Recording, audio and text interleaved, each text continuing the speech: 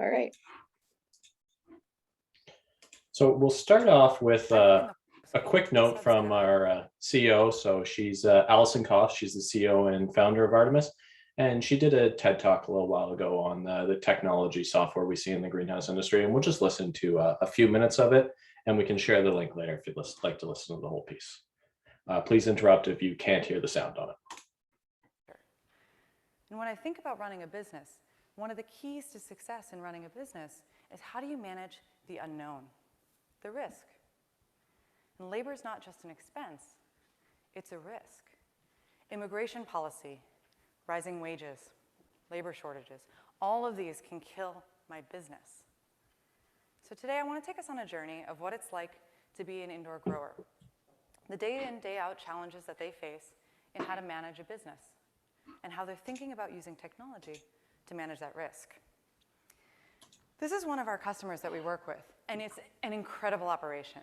You have a glass greenhouse filled with water, and a tiny seed starts out on one side, floats all the way to the other, and in about 25 days, out comes a beautiful head of lettuce ready for harvest. And this grower is growing a lot of lettuce. They're doing about 1 million pounds of lettuce every year, which is about $3 million in revenue. And as you can probably see from the photos, there's not many people working in this facility, but there are about 30 workers. So they're spending about $750,000 a year on labor. And this grower's pretty good. They're doing about 20% operating margins. But we can't just think about the margin itself. We have to also think about the cost to build a greenhouse. This facility cost them $6 million to build. At 20% margins, that means it's 10 years before this grower ever begins to make any money. So we've got a problem. How do we increase the amount of money that a grower is making, decrease that payback period so that growers can start to make money faster so that we can scale the industry? So I want you to think about this problem for a minute. I recently asked a group of MBA students to help me solve it, so think about it for a minute. How do you do this? How do we increase the amount of money that growers are making on a day-to-day basis and speed up this timeline? Well, their answer was, let's use artificial intelligence to eliminate the people from the equation. Well, it's not a bad start. At $750,000, labor represents 1/3 of this grower's cost. If we can bring that all the way down to zero, you increase your margins up to 45% from 20. That payback period goes from 10 years down to 4.5. But that's not the real equation. AI is expensive. It's also, in most cases, it's not yet commercially ready. But let's assume for a minute it is. And this grower invests $2 million into the sensors and robotics, hardware, imaging, all of the things that they need in order to fully automate the facility. Well, $2 million adds to your cost. So their payback period goes up from that 4.5 to 6. Is that good enough? One of the other growers.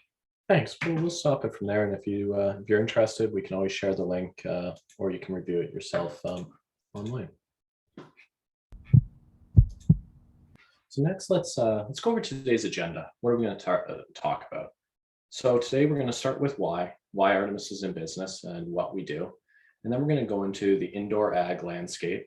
And we'll start talking about, like, why do we need software?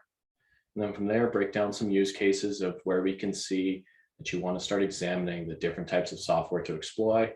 And then we actually have a bit of a questionnaire that everyone can fill out for a software buyer's guide that we built to help farms decide what and where they need to establish software. Then we'll maybe spend a little bit of time of where Artemis fits. And then, of course, we can wrap up with questions. So let's start with why. We're determined to create a more profitable, more sustainable, traceable agricultural supply chain. We work hard to strengthen health and safety standards and practice across countries and continents. We believe that no one should ever get sick from consuming plants. Farmers should make a good living. Farm workers should be treated with dignity, and profitability is the key to scaling our agricultural system. Data informs us, but people inspire us. Eric, what are your thoughts on all this? I think this ties into the presentation and what we're trying to accomplish today. And I know Sierra had sent out a little blurb about what we're going to be covering today and what the outcome is for the group and what we're going to try to get through with you all during the presentation. the reason why we put it together and the reason why we're focusing somewhat on software and how to identify and navigate this really complex ag tech ecosystem is because we all know that we're in an environment, we're in the industry where pricing margins have consistently been reduced. Labor costs have been increasing. There's a lot of operational mundane tasks and you have to manage all those tasks and manage those different data points in various systems. And it's really just fragmented. So we thought, why don't we do a presentation today to try to educate on what we feel like is our core strengths and what our role is in the industry. Why don't we do a presentation that help you guys develop an understanding of what the different software technology tools are that would be applicable to your facility, and all facilities are obviously different. So the needs are dependent on the facility size, the state of the business that you're in, what you have for expansion, et cetera. So what we want to do is, again, go through an educational presentation, walk you guys through the different software that's available, provide you guys with a framework of how to evaluate all the different software and all the different vendors in the space, try to figure out what tools or what pieces of software would fit or help you guys solve for some of the operational challenges that you have. Maybe look through how some of your current software helps you already solve those challenges and figure out, are there components that are missing, right? Is there anything that you can add to your technology stack to become more efficient or to get better efficiency out of your workers, or to have a more integrated, more connected supply chain? Because ultimately, if anything we've learned through this pandemic is that the whole ecosystem and the whole way that we view the supply chain is completely shifted, right? Sourcing, traceability, forecasting, et cetera. It's all now tied into, or in some way becoming more and more dependent on software. When we were all forced to leave the facility or leave our offices and start working from home, we become more reliant and more dependent on software. So a lot of folks that we talk to and people in the growing community are forced with the challenge of trying to navigate that software landscape. And it's very, very difficult to go through. The first step that a lot of people are going to do when they first think, man, do I need software? I got to start coming up with a list of questions that I have to ask myself. I got to figure out what my gaps are, what the challenges that I'm trying to solve for. And first thing they're going to do is they're probably going to go to Google. They're going to look up, I need software. What type of software do I need? And Don, if you don't mind going to the next slide, you're probably going to come across something that looks like this. I'm sure some of you guys on the call have already seen this. This is basically the ag tech landscape. So you can see it's broken down. You've got all your different things that we would identify as things to include into your tech stack. You've got your environmental controls, which we all know are important. You've got irrigation, fertigation equipment. You got your lighting. You've got your farm management, your crop management. You got your monitoring software. You got your IPM and scouting software, or technology, or hardware rather. You've got your robotic harvesting equipment. So this is super daunting. This is very overwhelming at first to look at. It kind of leaves me, and I'm sure most of you on the call, you look at, man, I know I want to look at harvest robotics, but I don't have the time to go through and vet or sift through what looks like 15, 20 vendors just alone for harvest robotics. So you got to start to narrow down, like, what specifically do we need? What software or what hardware components do we need for our facility, both today and as we're thinking about growing and expanding? What's going to be important for us today as our current operation, and what are we going to need in the future? And then go through this, again, the questionnaire that we're going to provide you guys with at the end. How do I evaluate them, and how do I dedicate and spend the right amount of time with the right vendors that are going to provide the most value to my facility today?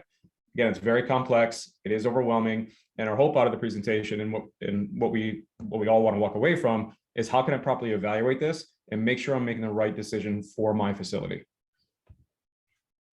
So what we wanted to put together is, and Don, I'm going to let you kick it back to you, and some starter questions that we come across. Yeah. When we're thinking about it, it's like you're looking at your current process and start asking yourself questions. And by the time you reach out to a vendor, they're almost always going to tell you they have the best solution in the world. And they're going to tell you that it will track everything. And they're going to tell you it's the best.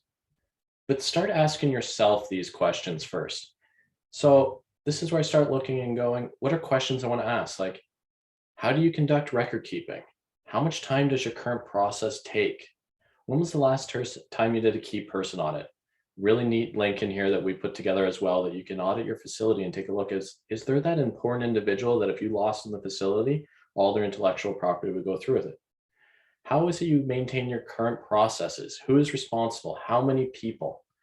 do this self-audit yourself first. Just start asking yourself these questions. You can do this at any time. It takes no cost, it takes no areas. Sometimes when we see facilities, and this is the age-old statement we've heard across the board, just because it's the way you've always done it doesn't mean it's the way you need to do it. And the best way is first, where you trust yourself, start asking yourself. You might have the right tech stack, and there might be data in areas that you can start probing into, but it's a very challenging area to start thinking about and start talking about what makes the most sense as we go. Now, after you've done these audit questions, we do have some preloaded use cases that we typically see individuals start wanting to look at their tech stack. But before I go on, and I know I probably won't, but let me ask, is there any questions we're missing here that you'd want to be able to ask?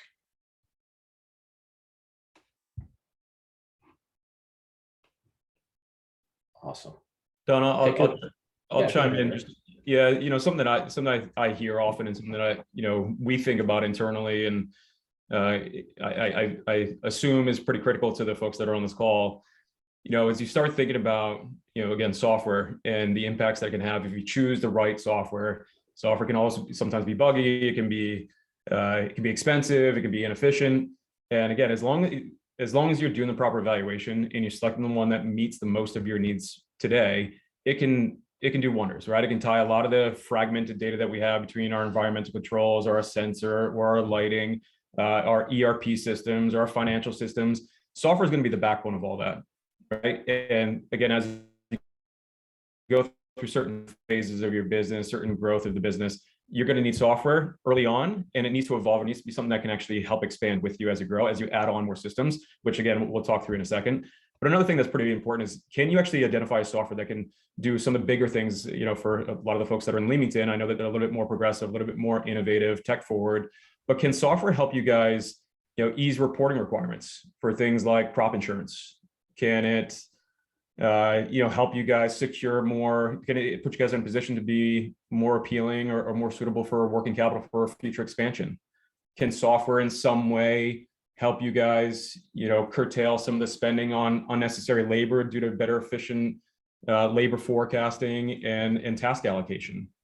Can it help you guys reduce the risk of costly or, potentially, God forbid, business ending product recalls or messy audits? So the idea is, like, a lot of times the answer is yes, right? Software can do all those things, but sometimes we do it in a reactionary way rather than a proactive way. So again, thinking about these types of questions, it gets you thinking, like, how can I be more proactive to make sure that I have the right tool set, the right tech stack in place to help me solve for those, or to be preventative against some of those challenges or some of those things that might arise as I, again, continue to progress in my business, or I do expand. So yeah, so as Don was mentioning, what we want to go through is we want to talk through some of the use cases, right? For, again, and how to identify the right software. So we've got factors that you want to consider, but we also, they're somehow tied to the different use cases, the things that you're considering for your facility. So here's a couple that are examples of, do I need cloud-based connectivity? Can I work on my pen and paper? Can I work on Excel? Sure. But as you are thinking about scaling locations across multiple provinces or multiple states, and you need to make sure that you have all of your SOPs and your templates and your growing processes and everything standardized across all locations. That usually, and comes back to what Don was saying in the previous slide, one of the questions is, there's a key person audit. Does all that information live in one individual's head? Is it mainly done in Excel? Is it mainly documented in a pen and paper format or in some sort of binder somewhere that needs to be transposed into some sort of software? By doing this, or by not doing that, you have the challenge of maintaining the quality of operations and being able to streamline it, or streamline costs across all the locations. Another use case is, again, often we hear multinational organizations where they have people in different countries or across borders or state lines, and they need to be able to visualize data in a remote or from a central office. If I'm an operations director, or I'm the head of compliance, or I'm the head of QA, or I'm the CFO, or I'm the CEO, and I want to get real-time data on what's going on in my facility that's across the border, and I can't physically drive down, or I can't physically get out to the facility to see what's going on, I can get an email or I can get a report sent to me. But what software can do, again, the right software, it can actually help you guys or help those individuals get access to the data in real time to make real-time decisions and gain real-time insights to make change on the fly if needed. But more traditionally, what we're accustomed to seeing, and what many people, I'm sure those of you guys on the call, you came from a background of using pen and paper or whiteboards, or best case an ERP. So software can solve a lot of those challenges, again, if you choose the right one. But if you're looking for cloud-based connectivity and you're looking for a solution or software that can help provide you guys the opportunity to look at things remotely or to have access to things in real time, if you have multiple locations and you want to standardize those SOPs and those templates as you add new locations, factors you need to consider. You need the cloud-based connectivity. You can do on-premise, just gets really expensive and laborious. You need to hire additional people on the team to manage a database or to manage the servers. So it gets pretty complex and pretty expensive pretty quick. So, the ideal is you want to have a software as a service, or which operates in the cloud. It's got to be flexible, right? It's got to be a system that out of the box you guys can use, but can also be configured to the individual needs of the operation. You've got to have different user permissions that are able to be set. So if you are, again, thinking about the operations director who wants to be able to gain access or visuals of reports, or what do I have in production in my germination zone in facility 1, I want to see that, but I don't necessarily need my employees to see that. I don't necessarily, especially if they're part-time employees, I don't need them all seeing that. So you want to make sure you have a software that has user permissions.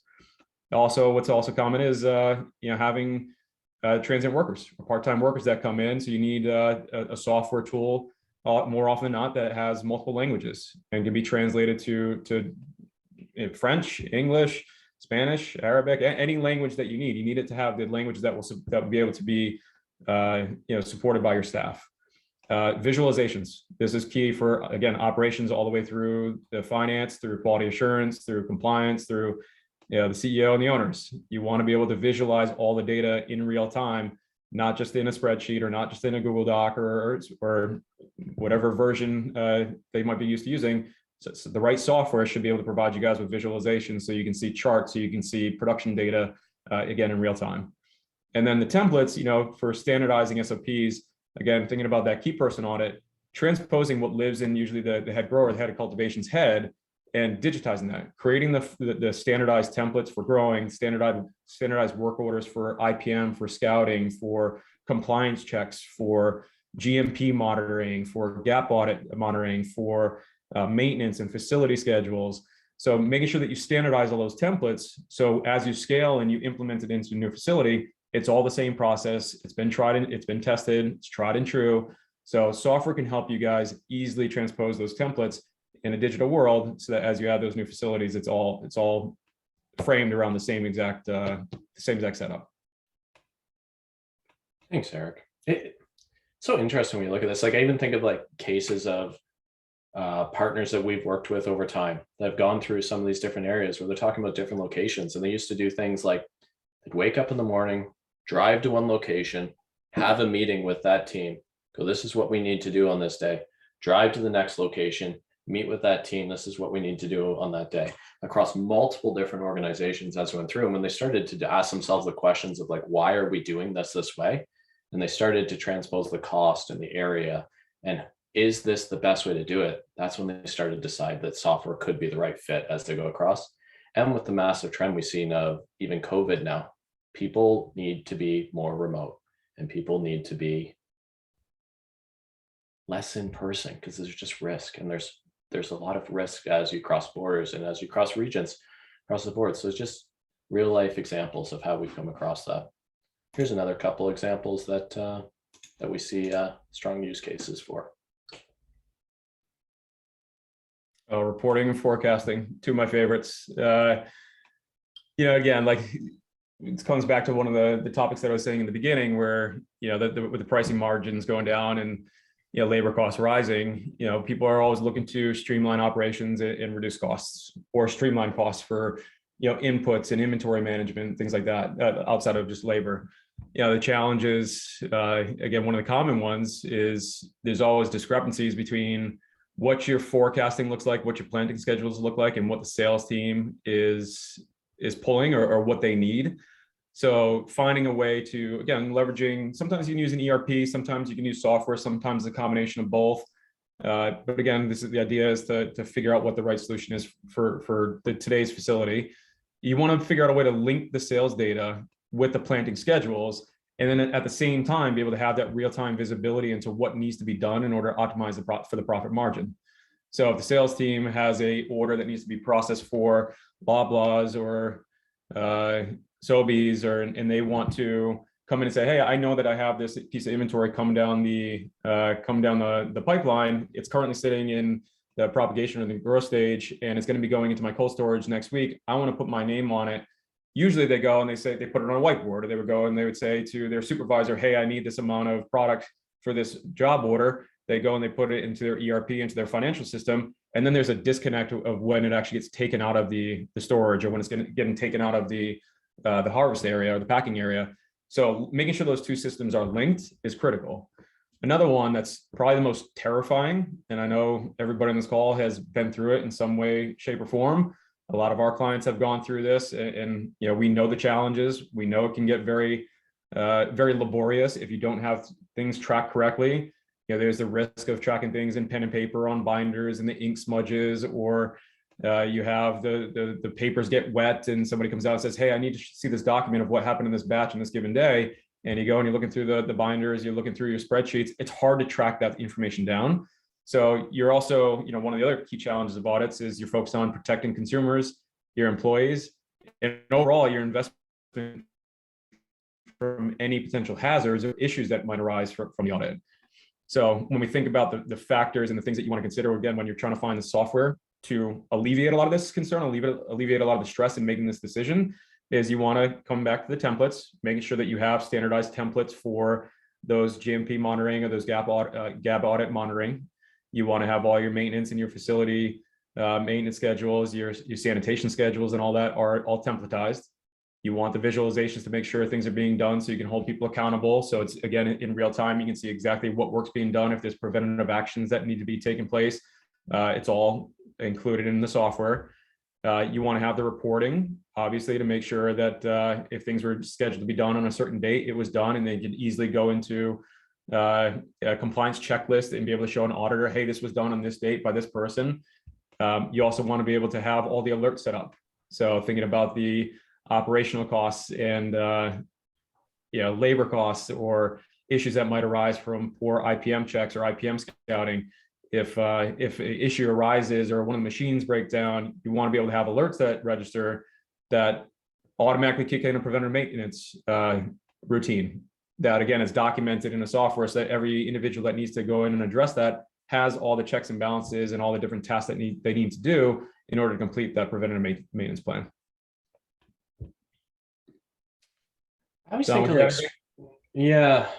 well, I always think of like real life scenarios of like interacting with actual clients in this, and like no matter what facility you ever interact with, there's always a bit of tension between the sales team and the operations team, because sales always wants better data and operations always wants them to sell it before they can go through.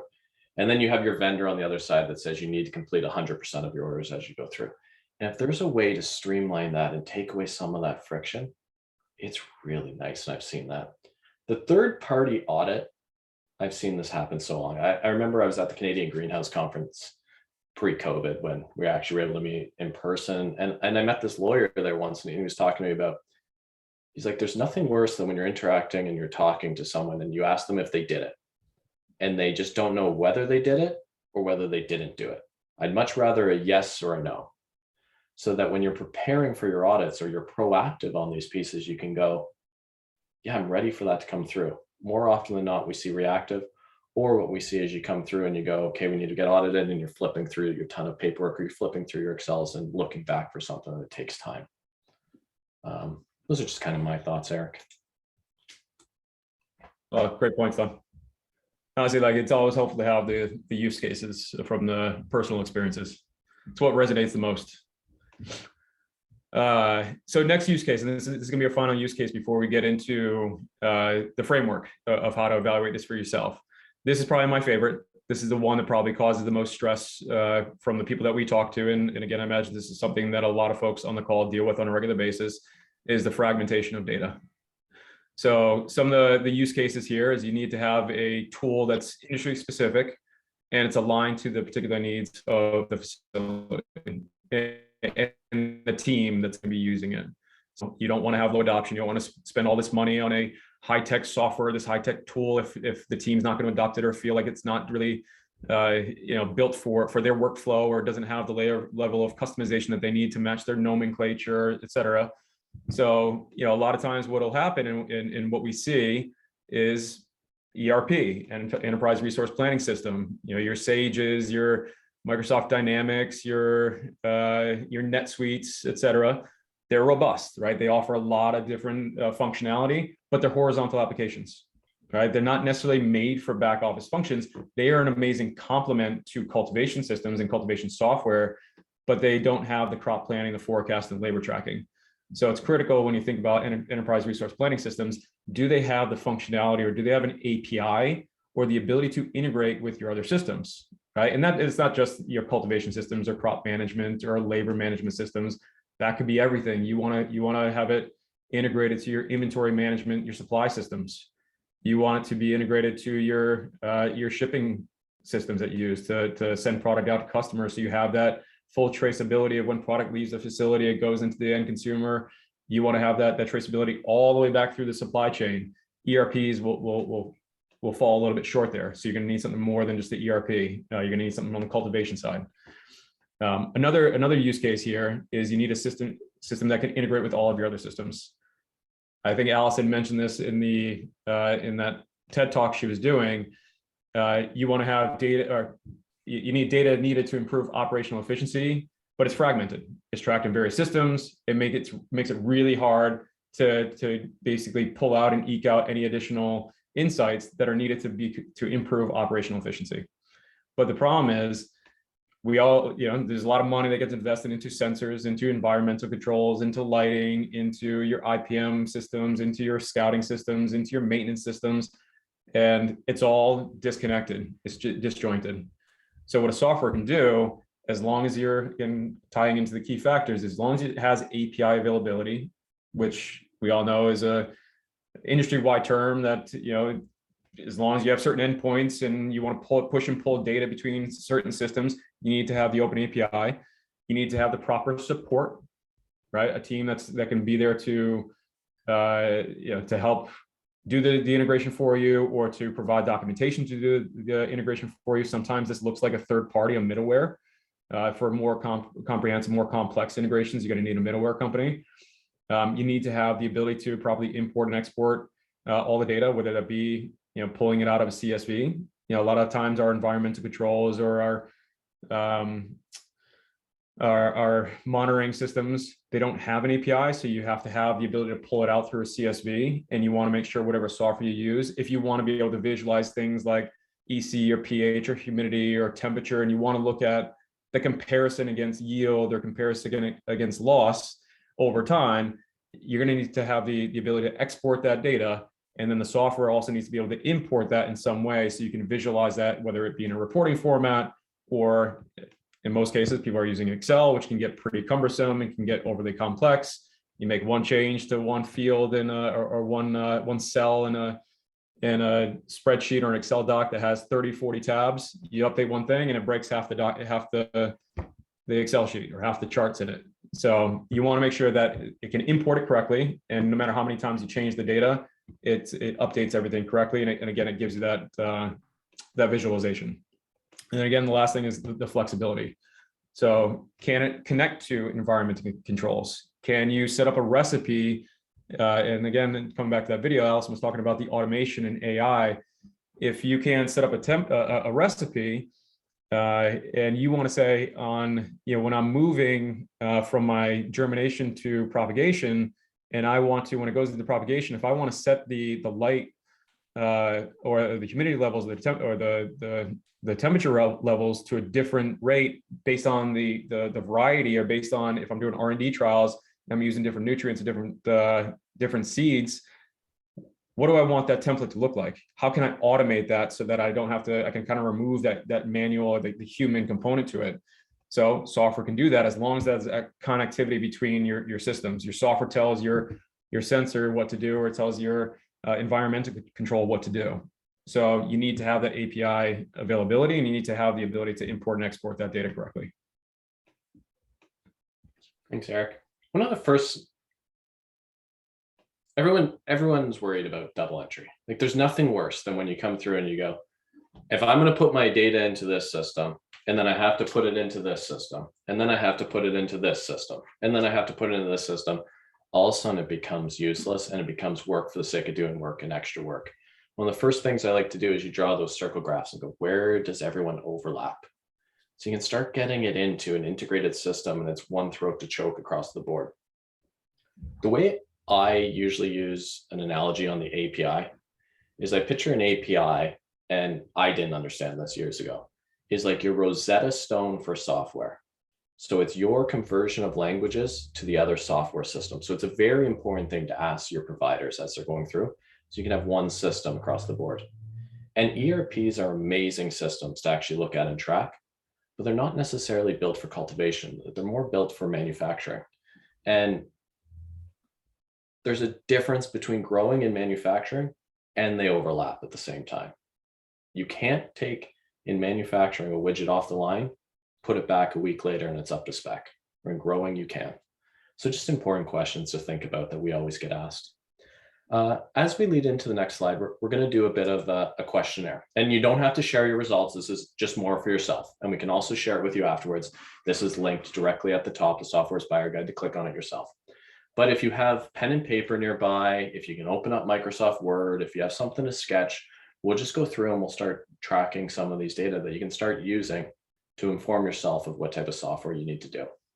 So we'll take a minute or two on each of these questions and go through. And what we're going to do is, question one is just select the functions you need. And you'll see accounting, order management, supply chain management. And beside it, you'll see a points rating to it. So if you see that you need a compliance logging and reporting system, write 10 points and just put the summary down beside it. So if you don't mind, we'll give you a minute or two now just to prepare that, and you can write down your information. Again, you won't have to share it with anyone afterwards. It's just for your internal review.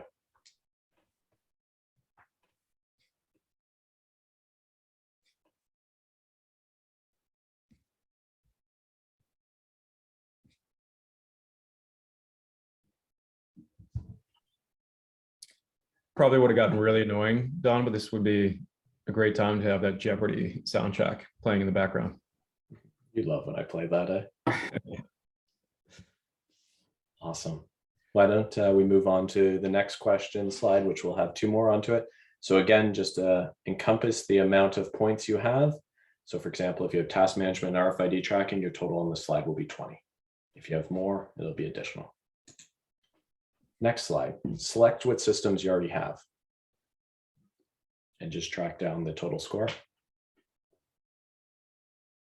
And then what are you currently doing for compliance? I really hope it's not nothing.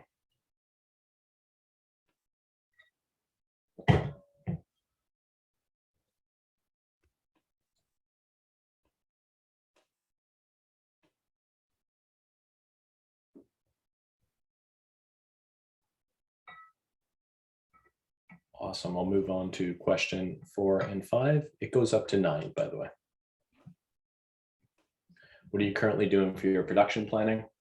Pen and paper, mark 10. Excel would be 10. Nothing would be 10. Software would be 1. What are you currently doing for your labor planning? Again, go through and mark your total score.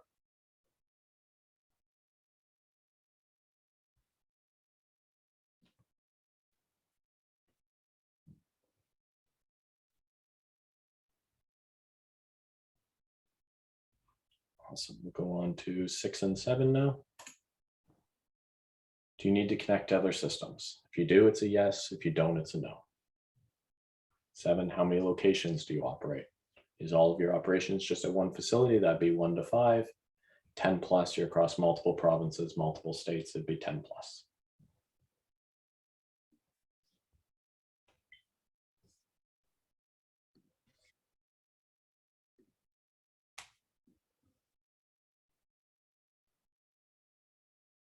Awesome. I'll move on to the last 2 questions.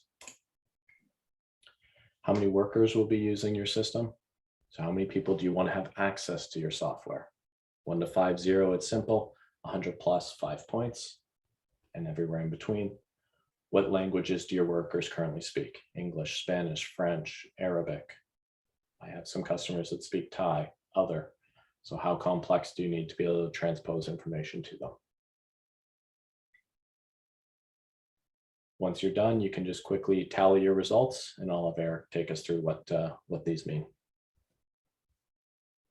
Yeah, I'm gonna give another minute or so, because if there's anything that you guys are rethinking through, Don, if you want to go back to the questions, go through them one more time, just in case anybody missed anything.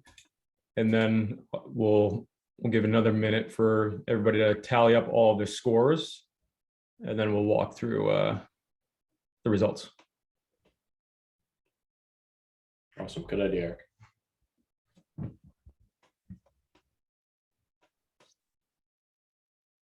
Moving on to the next.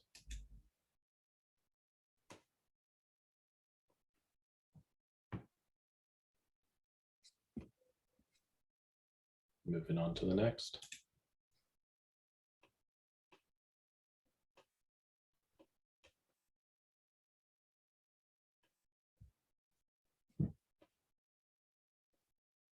And next.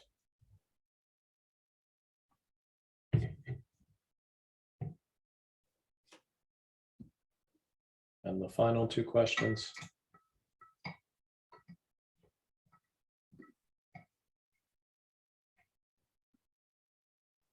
Awesome. If anybody needs more time, feel free to poke it in the chat, or we can move on to what to typically do with these results.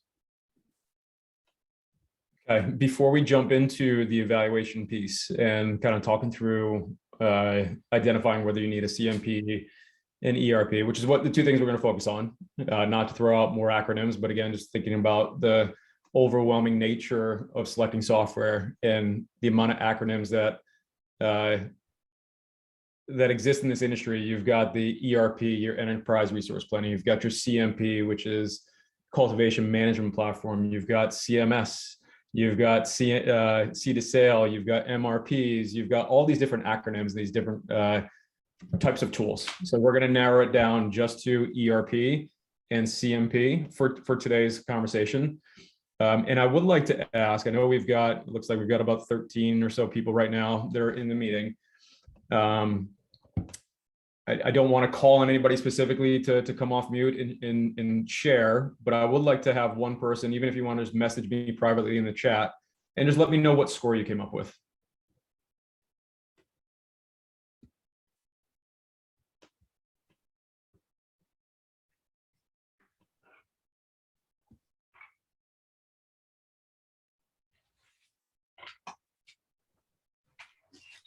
Okay, I got a score of 65 here.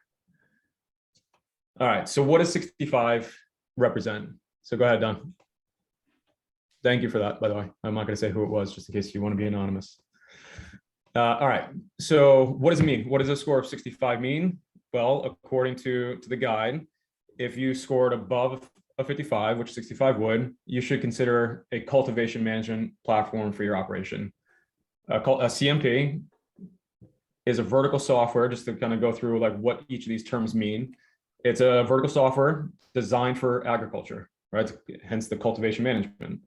They're designed to be able to manage things like your plants, your people, your process, and even compliance, right? And ultimately your profit. Things that you can run on your CMP, or things that you can do with a CMP. Again, if you have the right CMP tool, you should be able to do things like crop scheduling, your labor planning, your labor forecasting, your compliance logging, and be able to do all of your reporting and all of your task management.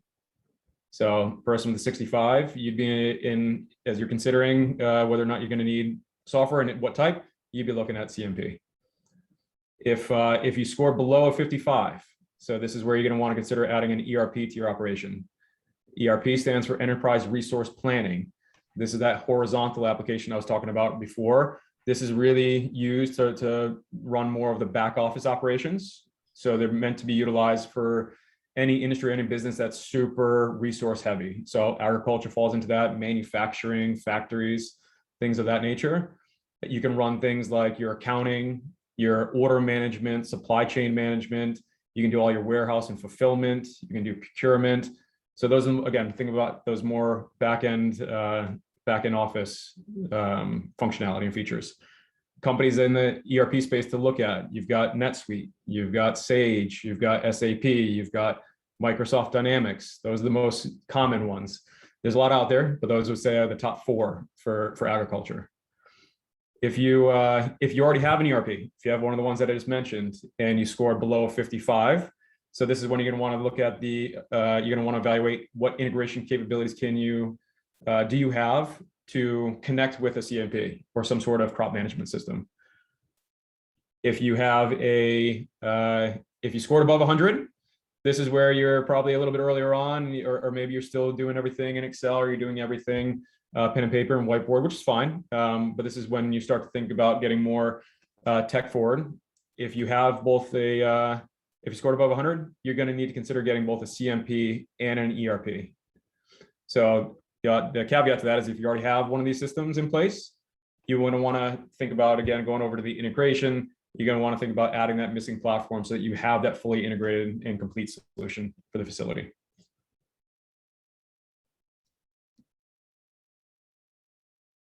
So hopefully that, like, as we've gone through the different use cases, we've gone through the different questions, we've now kind of given you guys a score to and showed you how to evaluate which tool or which software do you need based on the current stage of the business.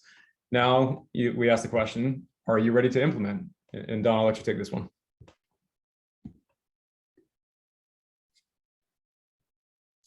Sorry, these are more questions for internally to be asking yourself.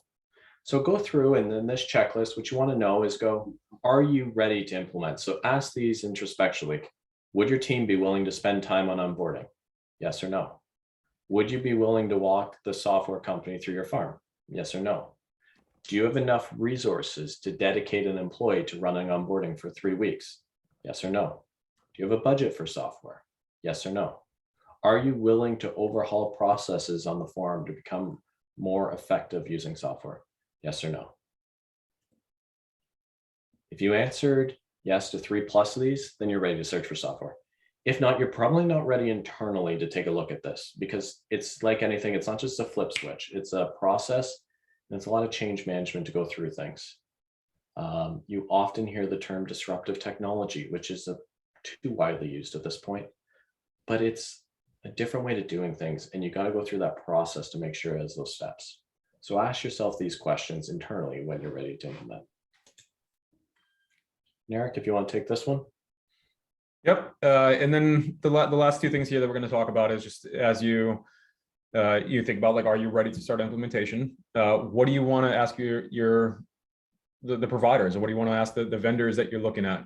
But, like, again, these are decisions that you have to come to internally first. Do you want to have the software be on premise, right? This is I had alluded to before that it can get very expensive. You would have to have somebody on site who can manage database, and it's more technical, but it is an option. If you want to purchase software, it's a one-time fee, or you can go with the subscription model. Do you want it to be an annual subscription? This is where it'd be that cloud-based software. Do you have another question? Do you have tablets, phones on the farm, or would you need to implement new hardware? So this is sometimes a training, making sure that things are adopting correctly to your workflow. Do you want employees, or do you have employees today walking around with cell phones, or do you have tablets, or do you have workstations across the facility outside of certain zones or rooms? So you need to decide: do you have the hardware you need to implement the right software, or you're going to need it? Next, do you need the capability of exporting information from a system into spreadsheets? So this comes back to, do you have a really robust, really comprehensive Excel framework or Excel worksheet that the team uses, that they've been using for decades and they don't want to move off of? Well, if the software that you choose, they need to have the ability to export all the correct data in a digestible format so you can easily pull it into your Excel sheet. The alternative to that is if you also, you select a software that has the ability to do a lot of that reporting and can replace a lot of those Excel sheets. That's oftentimes what you want to be looking at when you're evaluating software is, can I get rid of my reliance on Excel? Can I get rid of the reliance on my spreadsheets or my pen and paper documents that I have? So ask yourself, do you need that capability to export? Yes or no? Do you have decent internet coverage across your farm? This is a very, very critical one, because the question is if it's no, the follow-up question is the software, or will the software have something like an offline mode or offline mobile capability as you're tracking data in the facility? If you don't have Wi-Fi or don't have internet coverage, can you still track the data and it'll push it back into your system when it comes back online? Critical. And then the other, more, again, equally important is, do you have a software? Is the software that you're selecting, does it come out of the box ready to use? Or do you want it to be something that you have to customize to your specific workflow? Sometimes it's a combination of both. You want things to work out of the box, of course, but you want to have some flexibility and some ability to be able to customize things. Awesome. Thank you, Eric. I also added in some questions. I get asked these on a regular basis, and some of these are great. Some of these are surface level. I just like to ask questions and come prepared to any meeting with any type of provider to see how they react, see how they respond. How do you integrate with other software? Does your software have an API? Where is the information being stored? How do you avoid double entry? Where does this software fit in my tech stack? And also write down yourself, which ones are we missing? So the software, there's endless areas software can go, but you want to be streamlined for your operation, because no one knows your operation better than you. Software can provide a huge benefit, but make sure it's the right fit for what you want to look through. So the best thing you can do is come prepped with questions. Question yourself, question the buyer, question your provider, question everywhere. Go, where do we fit and how do we want to go about this? So some of these are good. Also write down whichever ones you're missing. Eric, do you have any additional ones that people tend to ask you that you think are great that people can ask? Not off the top of my head. I mean, you cover most of them, and I think we've serviced a lot of the questions throughout the presentation so far. I would be curious if there's anybody who wants to chime in, or if anybody wants to, again, drop something in chat or questions that they hear that we can talk through together.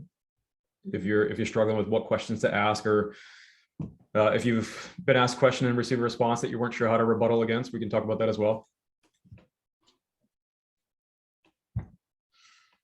And if no questions, we can continue on. I know it's always uncomfortable coming off of mute or dropping things into chat because you don't want to be called out. So awesome. So if you don't mind, after this, maybe we'll just take a quick minute, tell you what Artemis is, what we actually do. Erica, I feel like this is something you'd be able to tell really well. Yeah, I did also there is a direct message that came through. So the question was, if we start out with an out-of-the-box template, can we switch to a more customizable one at a later time? It's hard for me not to answer that specific to our business and what we do. The answer would be yes, but this is part of the evaluation that you'd have to go through with any vendor, whatever software you decide to go with. There's always going to be some version of an out of the box, and a lot of times there's a modular. People will sell software will be sold in a modular framework where you can have something that's for crop management. You have to have a bolt-on for compliance. You have a bolt-on for labor. You have a bolt-on for task management. So a lot of times when you're dealing with a software that's modular like that, it's usually just out of the box, very minimal customization.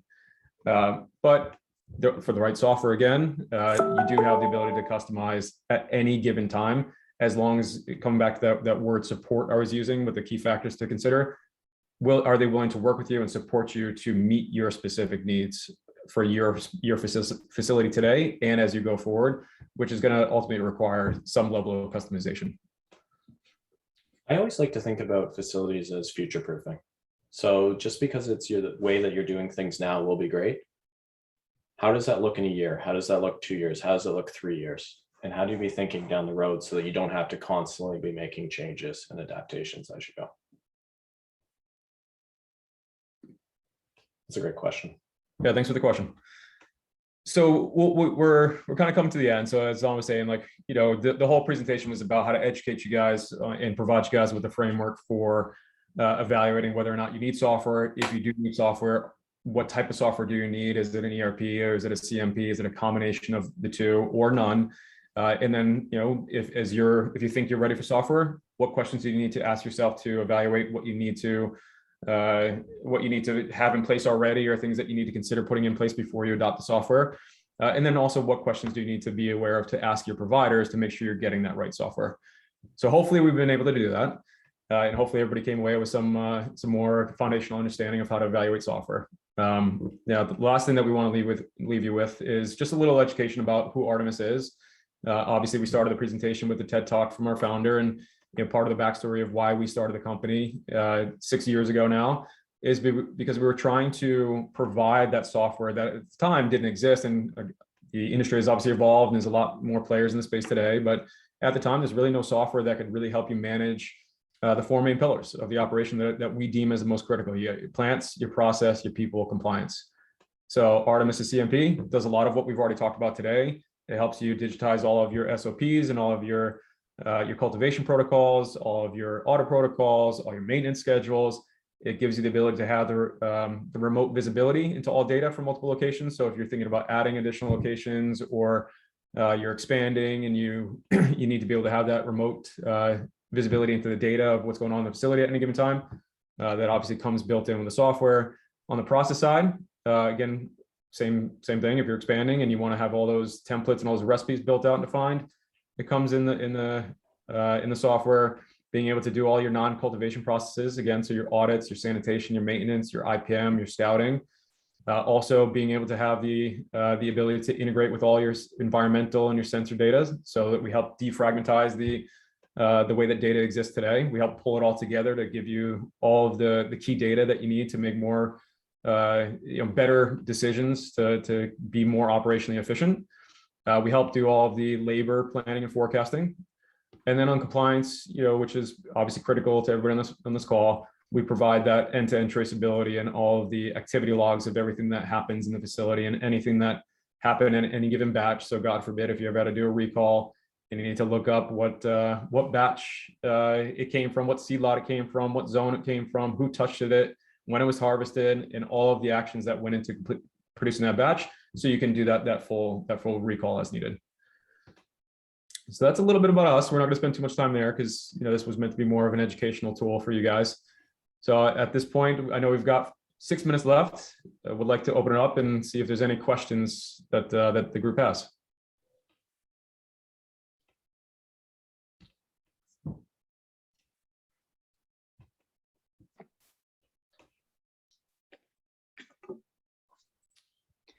Thank you, Eric. Sometimes it's also nice to ask questions one-on-one, and we love to get in depth with customers as they're talking about the tech stack. Whether you're looking at Artemis or not, it's fine. Reach out to us, talk to us.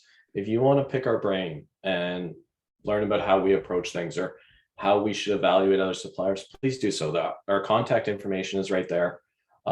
You'll be connected with a really nice individual named Sydney, and she'll be able to take you through a first step process and just help you with asking any of these questions. We're here to help, whether you're looking at a current software or not, or you just want to pick our brain.